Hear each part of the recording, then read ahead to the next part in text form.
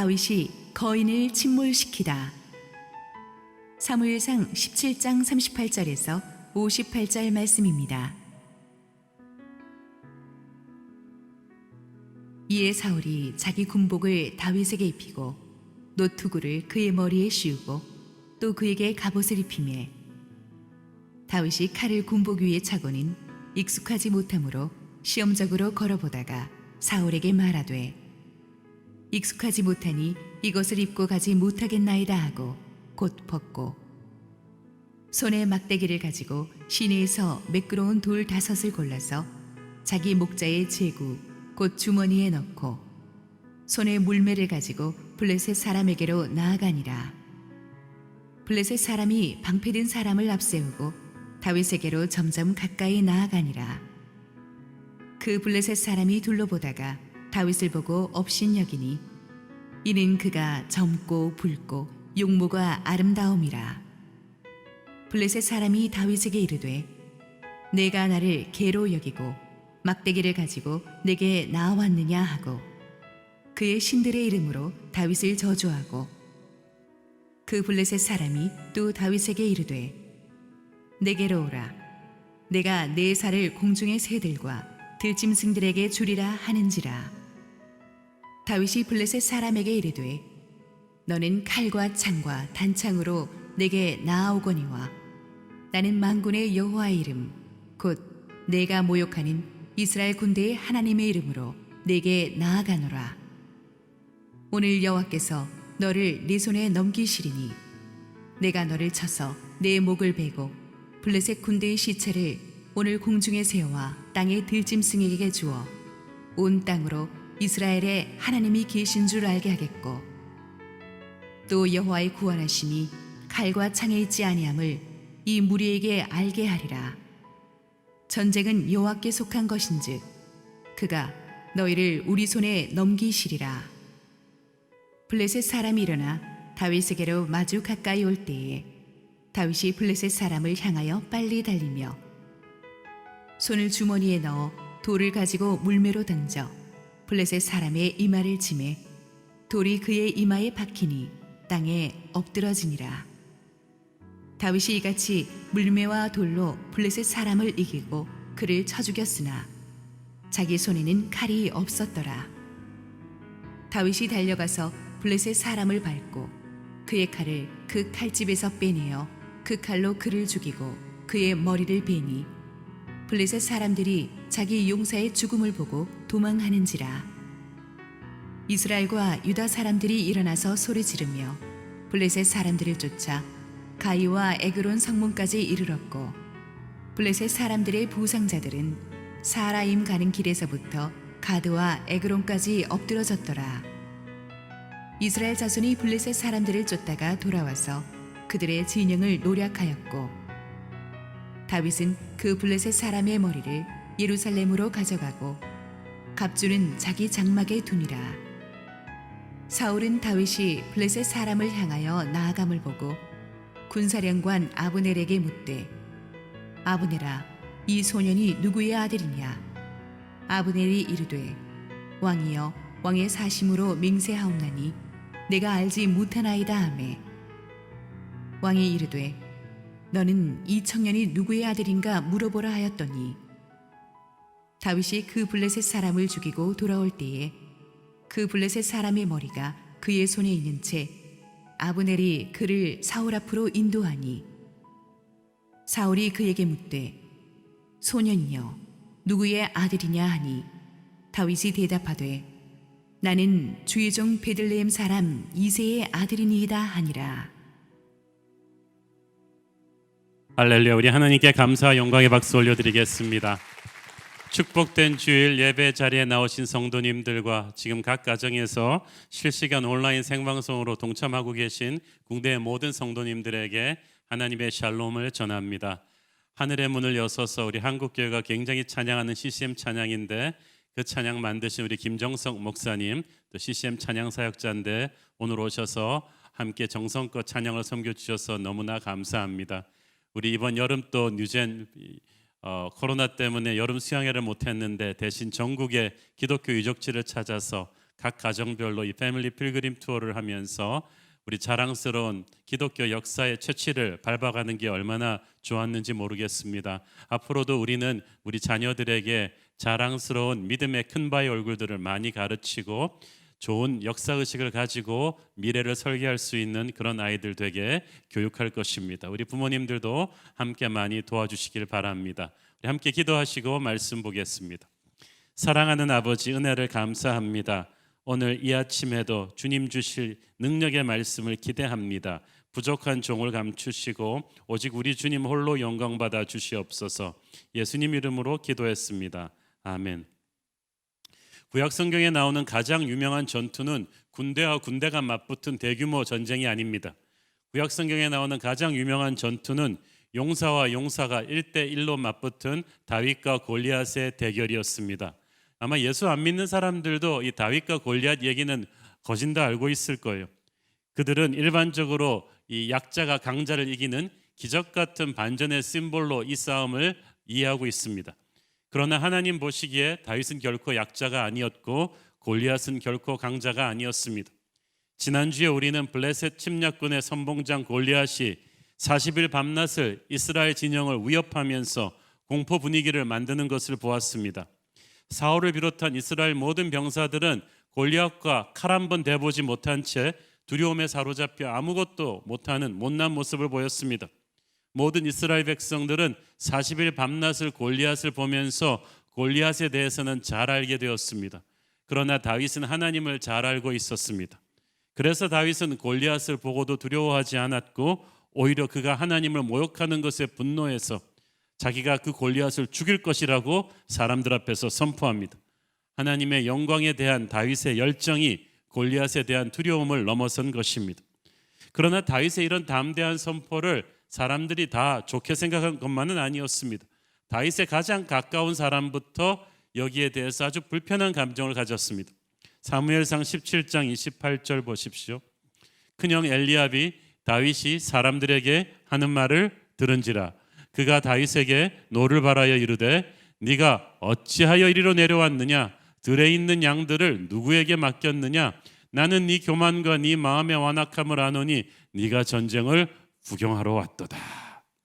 아니 다윗은 지금 집에서 25km나 떨어진 전쟁터까지 형들한테 도시락 날라주려고 이렇게 열심히 왔는데 애지간한 큰형 같으면 어린 동생 수고했다고 격려의 말을 좀 해줄 거 아니에요? 그냥 다짜고짜 야단부터 쳐요. 너 들에 있는 양들 제대로 돌보기나 하고 온 거야? 네 교만과 마음의 완악함을 아노니 네가 전쟁을 구경하러 왔구나. 이 강한 용사들도 골리앗 앞에 꼼짝도 못하는데 너 보기에는 이렇게 전쟁이 이렇게 쉬워 보이냐 하면서 다윗의 승리의 선포를 비웃은 거예요. 지금 엘리압은 척 보면 알 수 있듯이 괜히 엉뚱한 데서 화풀이하고 있죠. 어디서 뺨 맞고 어디 와서 화풀이한다고. 지난 40일 밤낮으로 골리앗의 공포에 시달린 그들은 공포와 피로감이 극에 달해 있어요. 그랬는데도 골리앗과 싸울 용기는 없어요. 그러니까 애꿎은 다윗한테 막 신경질을 폭발시킵니다. 대개 일 잘 안 풀리는 사람의 특징, 열등감과 짜증이 많아요. 골리앗을 맞서는 이 엘리압의 모습을 보면서 우리가 무엇을 느낄 수 있습니까? 전에 사무엘이 이새의 아들들을 심사했을 때 겉모습만 보고 엘리압을 보면서 사무엘은 속으로 하나님이 기름 부으신 사람이 이 사람인가 생각했었죠. 그 말은 엘리압이 허우대가 굉장히 영웅호걸의 풍채를 가진 장대한 인물이었다는 얘기예요. 그런데 속은 밴댕이 속이죠. 이거 보세요. 마음이 편협하고 분노가 많고 그렇다고 골리앗과 마주할 믿음은 없고 우리는 하나님이 왜 그를 버리셨는지 이해할 수가 있죠. 엘리압은 동생 다윗이 하나님이 특별히 기름 부은 사람이라는 사실을 간과했어요. 어린 다윗의 담대한 말 속에 하나님의 임재가 있다는 것을 보지 못했던 거예요. 복음서에 보면 예수님의 가장 가까운 형제들이 예수님을 무시했어요. 고향 나사렛 사람들이 예수님을 거부했어요. 하나님의 사람을 가장 잘 못 알아보는 것이 어찌 보면 가장 인간적으로 가까운 사람일 수도 있어요. 여러분이 하나님의 일을 하겠다고 나설 때 가장 무서운 반대가 바로 옆에서 들어올 수도 있어요. 그래서 우리는 참 믿음의 눈으로 영의 눈을 가지고 사람을 봐야 됩니다. 나이가 어리고 조건이 나쁜 사람이라고 해서 함부로 무시하면 안 돼요. 나와 익숙한 사람이라고 해서 별거 없을 거라고 생각하면 안 돼요. 하나님은 가장 작은 자도 크게 사용하실 수 있습니다. 이 다윗이 몸은 작지만 형 엘리압에 비해서 마음이 태산같이 넓은 사람이에요. 이 형 엘리압의 독소를 아주 쿨하게 받아 넘기죠. 사무엘상 17장 29절 30절 시작. 다윗이 이르되 내가 무엇을 하였나이까 어찌 이유가 없으리까 하고 돌아서서 다른 사람들을 향하여 전과 같이 말하며 백성이 전과 같이 대답하니라. 하나님의 사람이 이렇게 쿨해야 돼요. 형한테 이렇게 짜증내지 않잖아요. 내가 말도 못합니까 하면서 쿨하게 딱 받아 넘기고 자기는 또 자기의 길을 갑니다. 여러분도 하나님의 일을 하면서 여러분을 칭찬하는 사람만 있지는 않아요. 어떻게 보면 가장 가까운 사람이 여러분을 비난할 수도 있는데 그냥 그 말에 힘을 실어주지 마세요. 그냥 쿨하게 그러냐 그러고 여러분은 여러분의 길을 가면 되는 거예요. 지금 다윗은 엘리압에게 신경질 내기에는 너무나 큰 사람이잖아요. 자, 이즈음 40일 밤낮을 골리앗의 공포에 시달렸던 사울 왕은 지금 상태가 아주 안 좋아요. 다른 이스라엘 병사들도 안 좋지만 사울 왕은 지금 책임자로서 너무나 창피하기도 하고 정신적인 스트레스가 극에 달했습니다. 그래서 전부 다 사울 왕과 이스라엘 병사들은 생각이 이 골리앗한테 우리가 죽지 말아야 될 텐데 하는데 갑자기 뜻밖의 보고가 들어왔어요. 31절 읽습니다. 어떤 사람이 다윗이 한 말을 듣고 그것을 사울에게 전하였으므로 사울이 다윗을 부른지라. 다윗이 한 말이 뭐예요? 지난주에 한 말인데 골리앗을 죽이겠다는 말이었어요. 지금까지 전부 다 골리앗 때문에 죽겠다는 말만 듣고 살았는데 갑자기 누가 골리앗을 죽이겠다는 병사가 처음으로 나타난 거예요. 이게 전혀 모르는 사람이었다면 그 병사는 허풍죄 및 괘씸죄로 곤장을 맞았을 텐데 그 말을 다윗이 했다는 말을 듣고 사울이 놀랐어요. 지난주에 말씀드렸죠. 하나님이 다윗을 사울의 왕궁으로 들여보내가지고 그 무술과 또 수금 타는 실력과 지혜와 하나님이 함께 하신다는 사실을 사울과 모든 신하들에게 각인시켜 놓았어요. 그래서 잘 알고 있는데 그 사울이 생각한데 다윗이 전쟁터에 나와 있다는 거예요. 그리고 골리앗을 죽이겠다는 말을 다윗이 했다는 말을 듣고 전부 귀가 솔깃했어요. 제가 지난주에 말씀드렸죠. 하나님께서는 이 큰 운명의 때를 위해서 이미 그 다윗을 준비시켜 놓으신 거예요. 그래서 왕궁 사람들이 다 아는 다윗이기 때문에 그 자리에 다시 불려왔어요. 사울 왕 앞에 불려온 다윗이 또 왕을 격려합니다. 32절 보세요. 다윗이 사울에게 말하되 그로 말미암아 사람이 낙담하지 말 것이라 주의 종이 가서 블레셋 사람과 싸우리이다 하니. 왕께서 용기를 내세요. 병사들도 용기를 내십시오. 낙담하지 마세요. 격려하는 거. 이게 좀 뭐 거꾸로 된 것 같지 않습니까? 왕이 부하를 격려해야 되는데 부하가 왕을 격려해요. 어른이 아이를 격려해야 되는데 아이가 어른을 격려하는 거예요. 아빠 괜찮아? 할 수 있어? 막 격려하는 거예요. 지금 이스라엘 군사들은 지난 40일 동안 골리앗의 위협에만 눌렸지 한 번도 칼 한 번 맞대본 적도 없어요. 그런데 이미 심리전에서 눌려버렸어요. 그런데 다윗이 처음으로 그날 아침 처음으로 골리앗을 본 다윗이 골리앗을 죽이겠다는 믿음의 말을 했어요. 지위나 나이, 계급 중요하지 않습니다. 믿음의 사람이 그 상황을 주도합니다. 믿음의 사람이 지도자예요. 지금 사울은 세상적인 계급으로는 사울이 왕이지만 영적인 세계에서는 이제 다윗이 왕인 거예요. 주도권을 다윗이 잡았어요. 담대한 그 다윗의 믿음의 힘이 이제 곧 이스라엘 군대 전체로 전염될 것입니다. 주의 종이 가서 싸울 것입니다. 보스의 입장에서 제일 얄미운 부하는 아이디어만 내고 자기가 안 나서는 사람. 그런데 진짜 기특한 부하는 아이디어 내고 자기가 가서 해결을 하겠다는 거예요. 진정한 믿음은 행동이에요. 다윗이 선포하고 이제 자기가 가서 싸우겠다고 합니다. 사울이 큰 격려를 받았지만 좀 정신 차리고 보니까 기가 찼어요. 아직 징집 연령도 채 안 된 20살도 안 된 정말 어린 젊은이였어요. 그래서 사울이 다윗을 말립니다. 33절 읽습니다. 사울이 다윗에게 이르되 네가 가서 저 블레셋 사람과 싸울 수 없으리니 너는 소년이요 그는 어려서부터 용사임이니라. 네 용기는 가상하지만 객관적인 전력이 너무 차이가 나지 않냐? 골리앗은 어렸을 때부터 싸움의 달인이다. 온몸이 근육으로 덮인 3m에 가까운 거인인데 너는 지금 한 주먹거리도 안 되는 어린 젊은이 아니냐 이거예요. 그 말은 맞죠. 우리가 하나님의 일을 하려고 할 때 항상 세상은 세상적인 기준으로 우리를 평가하고 나서 너는 힘들 거라고 얘기합니다. 의욕은 좋지만 안 되겠다고 합니다. 이건 힘 좋고 스펙 좋은 사람이 할 일이지 보잘것없는 네가 할 수 있는 일이 아니라고 할 것입니다. 그러나 믿음의 사람은 그런 세상의 객관적인 소리에 주눅들지 않습니다. 자기를 평가절하하지 않아요.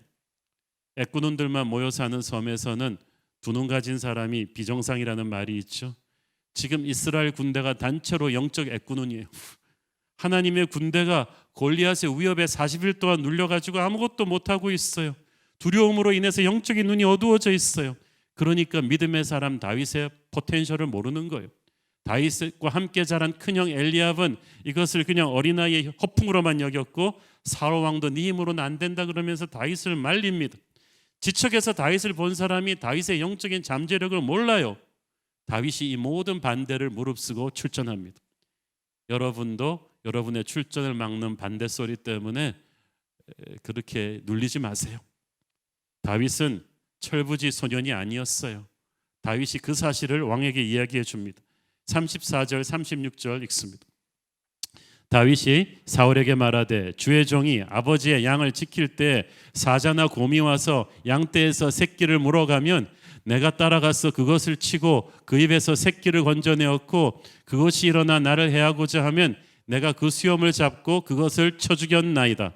주의 종이 사자와 곰도 쳤은즉 살아계시는 하나님의 군대를 모욕한 이 할례받지 않은 블레셋 사람이리까 그가 그 짐승의 하나와 같이 되리이다. 그 당시 팔레스타인의 목동은 알프스 스위스의 요들송 부르는 그런 꽃갈 모자 쓴 어린아이가 아닙니다. 양떼들을 공격하고 오는 사자와 곰들과 정면으로 싸워야 했던 전사들이었던 거예요. 저는 요세모티 갔다가 차 밖으로 진짜 곰이 싹 지나가는 거 본 적이 있어요. 같이 간 제 친구가 방정맞게 실제 곰을 한번 봤으면 좋겠다는 기도를 한 끝에 10분 만에 곰이 나타났어요. 친구.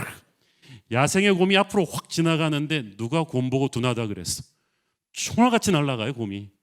그런 곰들과 사자들과 다윗은 야생에서 승부하는데 그냥 승부하는 게 아니라 쫓아가서 쳐 죽였대잖아요. 그거는 굉장한 전사가 아니고는 할 수 없는 일이죠. 다윗은 자기가 이런 경험을 있다고 이야기합니다. 37절 읽습니다. 또 다윗이 이르되 여호와께서 나를 사자의 발톱과 곰의 발톱에서 건져내셨은즉 나를 이 블레셋 사람의 손에서도 건져내시리이다. 사울이 다윗에게 이르되 가라 여호와께서 너와 함께 계시기를 원하노라. 지금 다윗은 딱 골리앗을 10분 봤지만 골리앗은 하나님이 함께하는 자기 앞에서는 그냥 자기가 쓰러뜨렸던 그 수많은 짐승들 중에 하나일 뿐이다 라고 선포했어요. 과거의 승리의 경험은 오늘의 현실에서도 영적인 담대함을 만들어 줍니다. 오늘의 골리앗은 아주 프레시한 맞서보지 못한 적이지만 이때까지 함께 하셨던 하나님의 역사를 미루어 볼 때 나는 오늘도 승리할 것이다. 이 간증이 있는 거예요. 그러니까 골리앗에 대한 이 간증을 들으면서 이 사울이 다윗의 간증을 들으면서 마음이 웅크렸어요.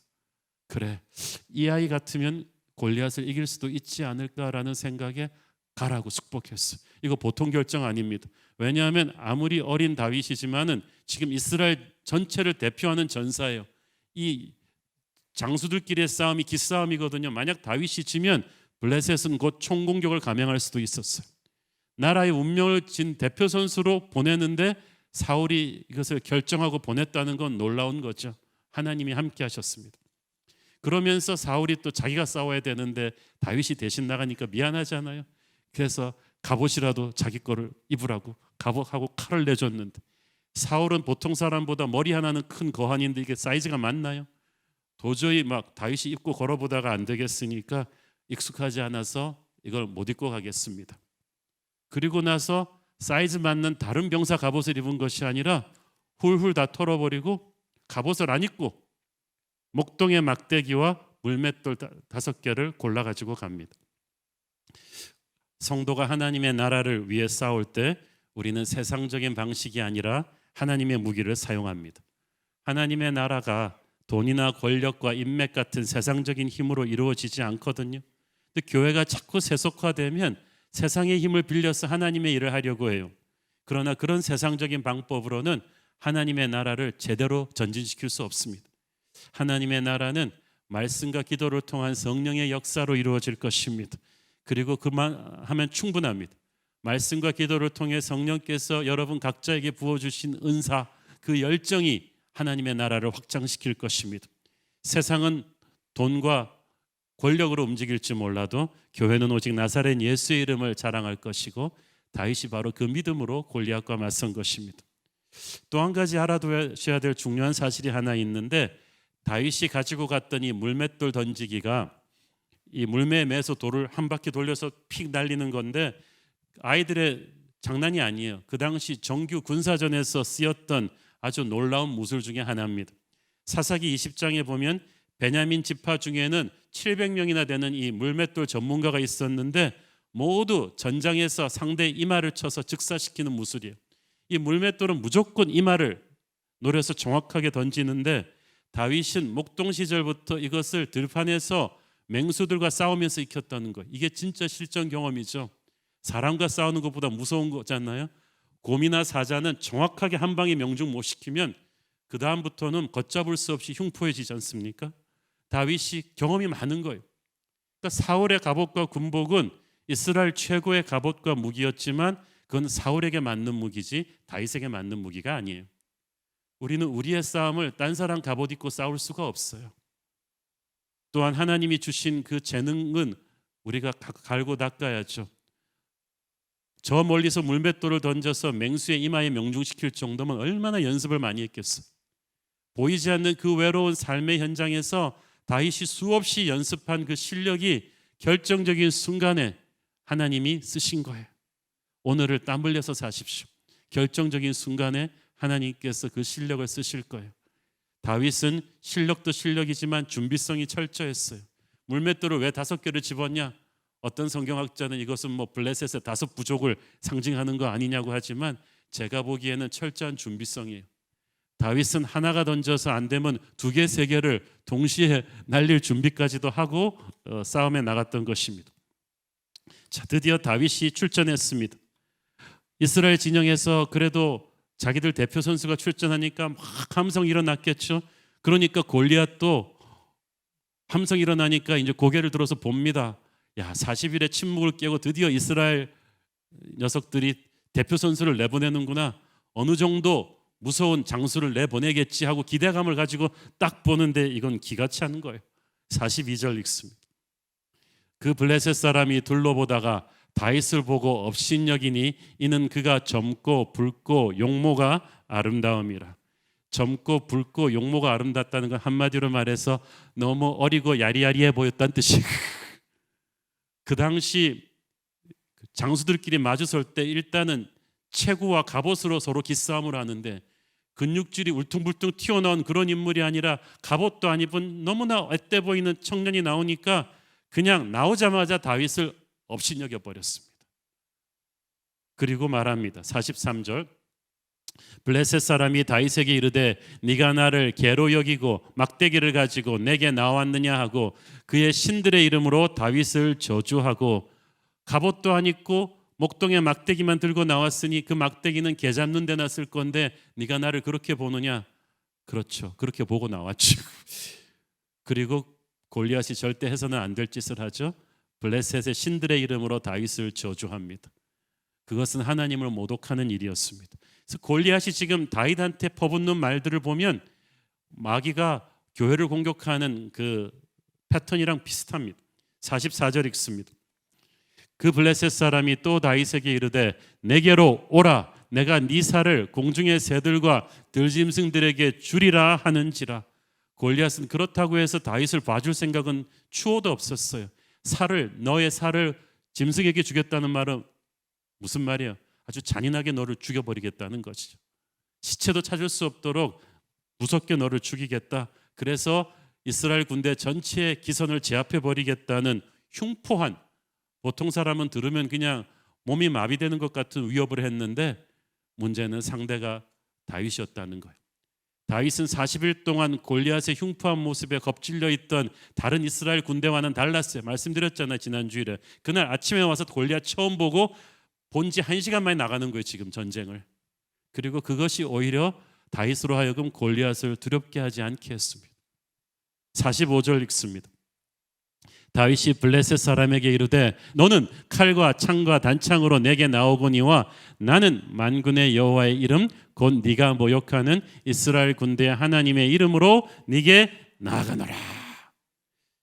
자, 칼과 창과 단창, 이 말은 무슨 말이냐면 그 당시 장수들이 쓰는 주묵인데 다윗은 그냥 무모하게 달려나간 거 아닙니다. 어느새 골리앗의 전력을 다 보고 있었어요. 자, 지난주에 말씀드렸지만 들고 있는 육중한 칼과 창은 다 보이지만 어깨에 꽂은 단창은 자세히 보지 않으면 모르는 이 비밀 무기거든요. 근데 다윗이 딱 잠깐 보고 그걸 다 파악을 하고 나갔다는 사실이 중요해요. 여러분, 우리가 세상과 싸울 때 담대한 믿음을 가져야 되지만요, 그래도 정확한 공부는 하셔야죠. 다윗은 골리앗을 공부를 했어요. 현실 파악을 정확하게 하고 있었어요. 만만치 않다는 사실을 알고 있었습니다. 그러나 다윗은 적의 약함이 아니라 하나님의 강함을 믿고 전진했어요. 나는 만군의 여호와의 이름으로 네게 가노라. 그렇다고 해서 다윗은 자기는 아무것도 안 하고 하나님이 벼락쳐서 골리앗을 쓰러뜨릴 거라고 기대하진 않았어요. 자기가 준비한 가공의 돌팔매 무술이 있었지만 하나님이 기름 붓지 않으면 머리털 하나 차이로도 빗나가면 전쟁은 지는 거예요. 늘 하나님을 예배하는 다윗이 하나님의 이름을 부르며 하나님을 의지하고 하나님을 모독하는 골리앗에게 달려나가는데 어찌 하나님이 다윗을 돕지 않을 수 있겠습니까? 시편을 보면 다윗은 이후로도 수많은 전쟁들을 치를 때마다 여호와를 의지하라, 여호와를 바랄지어다, 늘 하나님의 이름을 선포하면서 돌진합니다. 제가 말씀드렸잖아요. 40일 동안 이스라엘 군대는 골리앗을 가지고 큐티를 했어요. 아침에도 골리앗, 저녁에도 골리앗. 그 두려움에 꽉 사로잡혀 버렸는데 다윗은 40일 동안 들판에서 양치면서 하나님과 동행한 사람입니다. 골리앗은 그날 아침에 잠깐 봤어요. 그러니까 40일 동안 이스라엘 병사들은 골리앗을 너무나 잘한 나머지 골리앗과 싸울 엄두를 못 냈는데 40일 동안 하나님으로 충만한 다윗은 골리앗을 잠깐 보고 담대하게 골리앗과 맞서는 거예요. 여러분, 세상을 너무 전공하지 마세요. 세상을 잠깐 보시고 하나님을 깊이 하십시오. 그 힘이 여러분이 세상을 이기는 저력이 될 것입니다. 본문에 보면은요, 다윗이 하나님에 대한 이야기를 골리앗에 대한 이야기보다 4배로 더 많이 해요. 다윗의 관심은 골리앗이 아니에요. 앞으로 다윗은 수많은 골리앗을 거꾸로 틀릴 텐데 다윗의 관심은 골리앗이 아니라 하나님이었어요. 여러분의 관심이 세상이 아니라 하나님이기를 바랍니다. 세상의 그 어떤 골리앗 같은 문제도 우리는 수없이 많이 뚫고 갈 거예요. 우리가 하나님의 거룩에 완전히 사로잡힌다면 우리 앞을 가로막고 있는 이 무서운 골리앗은 더 이상 장벽이 아니에요. 골리앗의 크기가 문제가 아니라 다윗의 믿음이 문제입니다. 세상이 얼마나 강한가가 문제가 아니라 우리가 얼마나 하나님의 영으로 충만한가가 문제죠. 세상은 우리를 압도하지만 하나님은 세상을 압도하십니다. 우리 안에 계신 이가 세상에 있는 자보다 강하십니다. 그 하나님을 의지하고 나가면 우리는 이길 거예요. 요한 웨슬리 목사님이 말하셨잖아요. 하나님 외에 그 누구도 두려워하지 않는 사람 10명을 달라 내가 세상을 뒤집어 엎을 것이다. 46절 읽습니다. 오늘 여호와께서 너를 내 손에 넘기시리니 내가 너를 쳐서 네 목을 베고 블레셋 군대의 시체를 오늘 공중의 새와 땅의 들짐승에게 주어 온 땅으로 이스라엘의 하나님이 계신 줄 알게 하겠고. 자, 여러분, 이 말이 예언이에요. 앞으로 성경 말씀이 이대로 됩니다. 그래서 어느새 다윗은 하나님의 영으로 앞으로 전투가 어떻게 전개될 것인지를 정확하게 비전 선포를 해준 거예요. 골리앗이 먼저 쓰러질 것이고 쓰러지면 가서 네 목을 벨 것이고 그리고 그 다음부터 블레셋 군대 전체가 붕괴될 것이다. 그러니까 지금 다윗은 영의 눈으로 큰 그림을 벌써 그렸어요. 골리앗 하나 쓰러뜨리는 게 목적이 아니고 이 전쟁을 이기는 것이 승리의 목적이에요. 여러분 눈앞에 있는 골리앗을 쓰러뜨리잖아요. 여러분의 골리앗을 쓰러뜨리면 여러분과 함께 있는 모든 하나님의 군사가 같이 승리할 것입니다. 여러분의 승리가 그만큼 큰 파급 효과가 있는 거예요. 그러면 모든 열방이 하나님 살아계심을 알게 될 것입니다. 47절 읽습니다.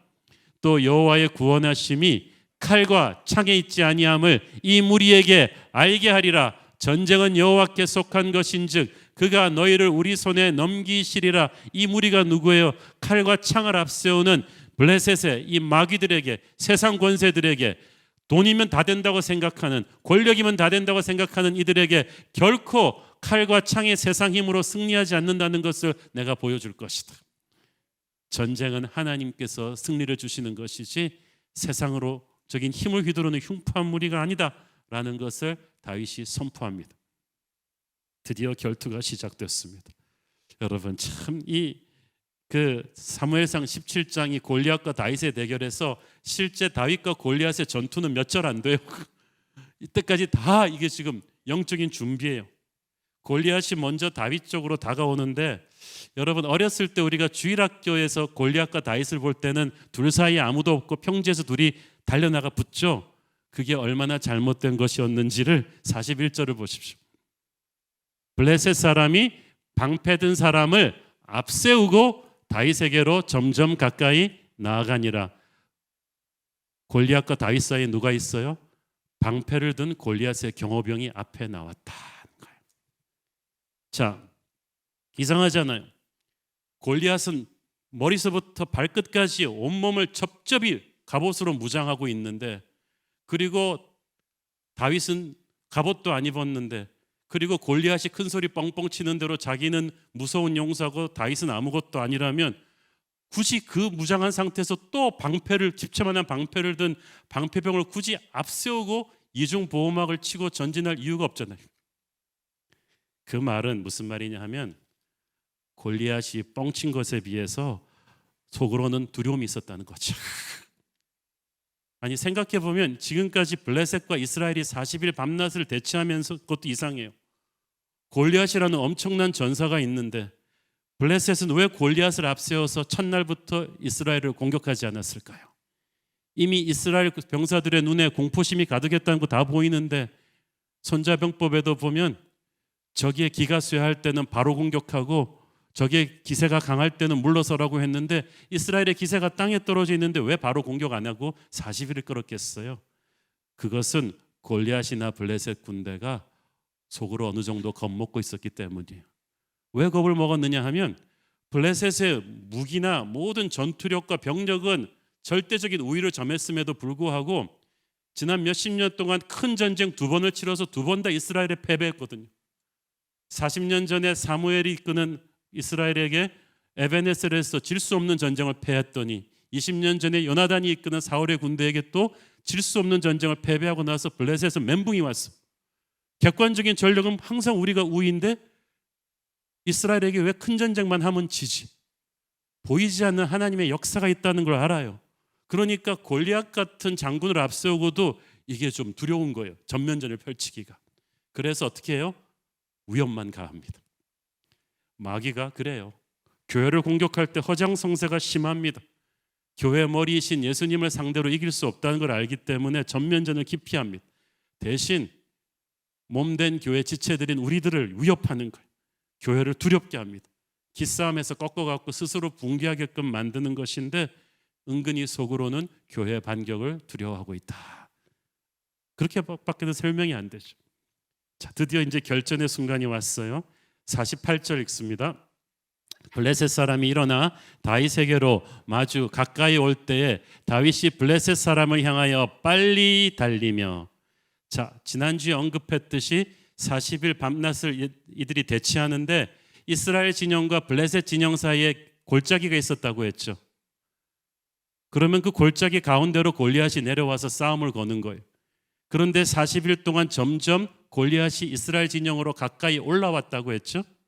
그러니까 지금 골리앗은 다윗이 도착한 40일째 되는 날은 골짜기에서 조금 어필로 올라와서 이스라엘 진영으로 상당히 많이 접근해 있는 위치예요. 사실 싸움 좀 해보신 분들은 알겠지만 1대1로 붙을 때 이런 식으로 적을 올려다보는 위치에 서는 거는, 위치 선정은 아주 어리석은 짓입니다.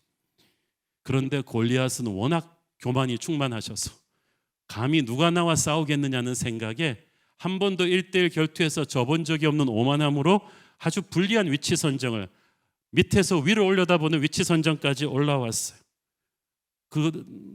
그게 다른 이스라엘 병사들한테는 통했어요. 전부 다 감히 골리앗을 상대로 선제 공격은 꿈꿔본 적이 없어요. 덜덜 떨며 수비만 하는 거예요. 그런데 다윗은 아니에요. 다윗은 처음부터 수비할 생각이 전혀 없는 사람이에요. 처음부터 공격이에요.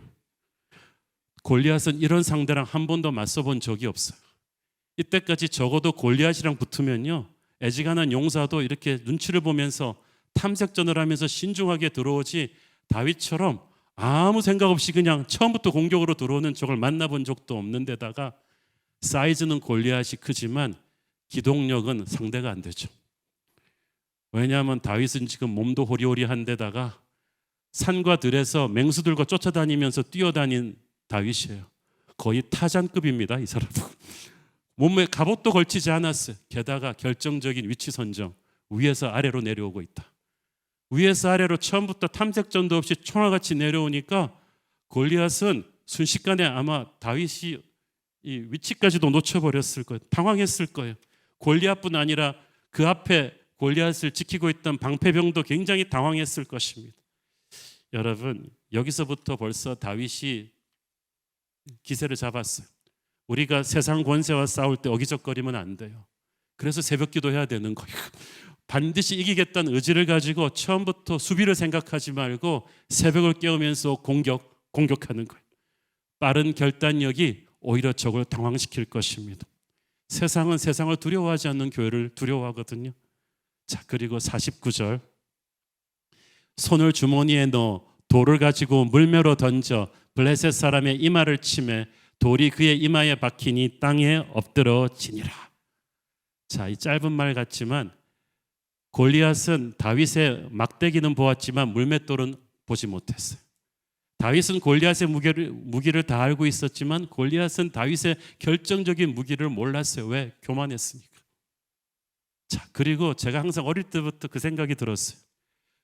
골리앗이 지금 머리에다 투구를 쓰고 온몸에 갑옷을 입고 있는데 어떻게 그 투구를 뚫고 물맷돌이 이마를 맞췄을까? 그런데 오늘 그 성경을 보면서 제가 우리 디자인팀과 일러스트 그림을 한번 그려봤어요. 이게 이제 이해가 되는 거예요. 자, 보세요. 양쪽 사이에 골짜기가 있다 그랬고 골리앗이 밑에서 위로 올라오고 있었다 그랬죠. 이게 이제 골리앗의 철저한 패착인데 다윗은 위에서 아래로 달려오면서 이미 골리앗 앞에 있는 방패든 병사를 봤을 거예요. 그러면 이 방패든 병사를 넘기 위해서 어차피 자기 위치가 높지만 살짝 점프하면서 이 위로 방패 위로 돌을 날렸을 텐데, 자, 골리앗이 위에서 어필로 오다 보니까 어떻게 됐겠어요? 위에 있는 적을 보면서 안 그래도 고개를 틀어야 되는데 다윗이 점프하면서 물맷돌을 던지니까 고개를 더 제꼈겠죠. 그러면 이 노트구가 어떻게 됐겠어요? 이 노트구가 살짝, 제가 실제로 해봤는데 진짜 그래, 이게 살짝 벗겨져요. 이마가 이만큼 드러나게 돼 있는 그 몇 초의 순간에 다윗의 이 물맷돌이 떨어지는데 수없이 실전 경험에서 단련된 고수의 돌이 그 0.5초 사이로 총알같이 내려와서 위에서 아래로 내려 찍습니다. 이마가 어느 정도 함몰됐냐 하면 이 돌이 매끈한 돌이었다고 했어요. 날카로운 돌도 아닌데 그만큼 다윗이 전문가였다는 얘기고, 이게 히브리어로 이 이마에 박혔다는 말은 이마가 구멍이 뚫릴 정도로 함몰이 되었다는 거예요. 거의 저격수의 총알처럼 들어막혔는데, 그리고 골리앗이 땅에 엎드려졌다고 했는데 그 말은 이미 죽어서 땅에 떨어졌다는 말이에요. 그 0.5초 차이로 승부가 끝나버렸어요. 골리앗은 한 번도 이런 적과 마주해 본 적이 없었어요. 하나님이 역사하신 거죠. 50절 읽습니다. 다윗이 이같이 물매와 돌로 블레셋 사람을 이기고 그를 쳐 죽였으나 자기 손에는 칼이 없었더라. 당시 전투에서 칼이나 창 없이 상대를 쓰러뜨리기는 불가능했습니다. 그가 칼 없이 골리앗을 무너뜨렸다. 세상의 힘이 아닌 하나님의 힘으로 이겼다는 거죠. 우리 손에는 세상의 칼이 없어도 믿음의 물맷돌이 있지 않습니까? 51절 읽습니다. 그리고 다윗이 달려가서 블레셋 사람을 밟고 그의 칼을 그 칼집에서 빼내어 그 칼로 그를 죽이고 그의 머리를 베니 블레셋 사람들이 자기 용사의 죽음을 보고 도망하는지라. 다윗이 선포한 그대로 그 다음부터 됩니다. 골리앗이 쓰러지는 것을 보자마자 지체 없이 달려가서 골리앗의 칼로 골리앗의 목을 베버렸어요. 그리고 골리앗의 시신을 밟고 머리를 들고 이겼다고 선포합니다. 다윗이 골리앗의 칼로 골리앗을 죽입니다. 골리앗은 그 칼로 이스라엘의 군대의 피를 물들이려고 했는데 설마 자기 칼로 자기 피가 물들게 될 줄은 누가 알았겠어요? 교회를 공격하는 마귀는 자기의 칼로 자기가 무너지게 될 것입니다. 다윗이 골리앗의 머리를 들고 계산한 것처럼 예수 그리스도께서는 사탄 권세를 물리치시고 만국의 구경거리로 삼으실 것입니다. 그리고 우리에게도 그 승리를 누리게 하실 것입니다. 52절을 보세요. 이스라엘과 유다 사람들이 일어나서 소리 지르며 블레셋 사람들을 쫓아 가이와 에그론 성문까지 이르렀고 블레셋 사람들의 부상자들은 사이라임 가는 길에서부터 가드와 에그론까지 엎드러졌더라. 가드가 어디예요? 골리앗의 고향이에요. 에그론은 블레셋의 강한 성읍이에요. 블레셋 본영까지 쓸린 거예요. 사랑하는 여러분, 그 강대하던 블레셋 군대가요 골리앗 쓰러지고 나니까 추풍 낙엽처럼 무너집니다. 다윗이 선포했던 대로 골리앗 한 사람의 패배가 블레셋 전체의 패배로 이어지죠. 왜? 다윗의 승리로 인해서 40일 동안 겁쟁이가 되었던 이스라엘 군대가 강군이 된 거예요. 우리도 그렇습니다. 우리가 아무것도 아니지만 예수님이 우리를 위해 승리하시고 나면 우리는 강군이 될 것입니다. 다윗이 예수 그리스도를 예표하는 인물 아닙니까? 이스라엘 백성들은 자기 자신의 힘으로는 세상 권세 골리앗과 맞설 수가 없었습니다. 그들에게는 대신 싸워줄 대리자, 흑기사가 필요했어요. 다윗처럼 겉모습은 약해 보이지만 하나님의 능력으로 충만한 대리자가 필요했어요. 하나님은 다윗의 연약함에도 불구하고 그와 함께 하셔서 골리앗을 거꾸로 들이셨어요. 그리고 다윗의 승리는 이스라엘 모두의 승리가 됩니다. 강대한 세상 권세의 압박을 받고 있는 우리는 한없이 연약합니다. 우리 힘으로는 우리 자신을 마귀의 공격으로부터 구할 수가 없어요. 우리를 위해서 대신 싸워줄 대리자 다윗이 필요해요. 그가 바로 예수 그리스도이십니다. 그분은 겉보기에는 너무나 연약한 인간의 모습으로 이 땅에 오셔서 십자가에서 돌아가셨습니다. 그러나 그의 연약함으로 인해서 오히려 십자가에서 부활 승리하셨고 주님의 승리가 우리의 승리가 되었습니다. 우리가 그 예수님의 이름으로 전진할 때 마귀는 쫓기게 되는 거야. 예수 안에서 우리는 그 어떤 세상의 골리앗과도 맞설 수가 있습니다. 그래서 우리는 골리앗을 무너뜨릴 때마다 예수님을 새롭게 체험할 것입니다. 55절 58절에 보니까 골리앗이 쓰러지는 것을 보고 놀란 사울이 뭐라고 합니까? 다윗이 도대체 누구 아들이냐? 누구 아들이냐? 사울이 다윗을 모르는 사람도 아니잖아요.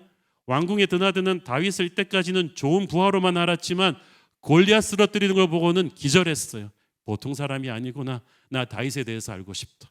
내가 알던 다윗이 아니구나. 여러분이 골리앗을 쓰러뜨리는 간증을 체험하고 나면 주님을 다시 보게 될 것입니다. 도대체 예수님이 누구시냐? 예수님이 내가 알던 예수님이 아니시구나. 그분은 정말 보배로우신 분이시구나. 정말 능력의 하나님이시구나. 새로운 간증이 터질 것입니다. 이것이 나의 간증이요, 이것이 나의 찬송이요. 오늘 저와 여러분이 주의 능력으로 골리앗을 쓰러뜨린 뒤에 그렇게 예수님을 찬양하고 높일 수 있게 되기를 축원합니다. 기도하겠습니다. 주님 은혜를 감사합니다. 세상 권세가 골리앗처럼 교회를 압박하고 들어오는 이 시대에 우리는 우리를 위해 싸워주실 다윗 예수 그리스도를 믿고 일어나기를 원합니다.